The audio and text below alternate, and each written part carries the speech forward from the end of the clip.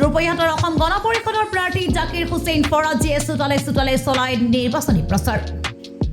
ৰূপৈহাট সমষ্টিৰ ফুটালজাৰত নিৰ্বাচনী প্ৰচাৰ চলাই কয় যে 1 লাখতকৈ অধিক ভোট লাভ কৰিব তেখেতে অকলেই। কোনো দলৰে সৈতে প্ৰতিদ্বন্দ্বিতা নহয়। ব্ৰিটিছে 200 বছৰ ৰাজত্ব কৰাৰ পিছতো ভাৰতৰ পৰা যাব লাগিছে। নুৰুল হুদায়ো ৰূপৈহাটৰ পৰা যাব লাগিব। ৰাইজ এতিয়া সজাগ হৈছে, গতিকে ৰূপৈহাটত এজিপি জয়ী হ'ব বুলি দাবী। সঁহাৰি যথেষ্ট সঁহাৰি পাই আছোঁ। আমাক যেতিয়াৰ পৰা কেণ্ডিডেট ঘোষণা কৰিছে বিপুল সঁহাৰি পাই আছোঁ। আৰু কিন্তু আপোনালোকে জানেই চব কথা, সাংবাদিক আপোনালোকৰ চাৰ্ভে আপোনালোকৰ হাততে আছে, হয় নহয়? নিৰপেক্ষভাৱে আপোনালোকে ক'ব পাৰিব।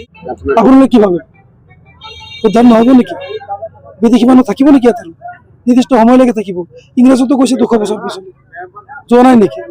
10 বছৰ কৈছে যে ৰূপৈহাটত মানুহ জাগিছে আৰু তেওঁৰ বিদায় হ'ব। ডিগ্ৰী বহি গৈছে, বাদ বাকী তেওঁলোকে কাৰো লগত প্ৰতিনিধি মই একদম চুইপ গৈ থাকিম। কোনো প্ৰতিনিধি নহয়, তেওঁলোক বহুত তলত থাকিব, আমি বহুত ওপৰত যাম। আমি 1 লাখ ভোটৰ ওপৰত বেছি পাম আৰু বাকীখিনি তেওঁলোক দুজনে ভাগ কৰি ল'ব।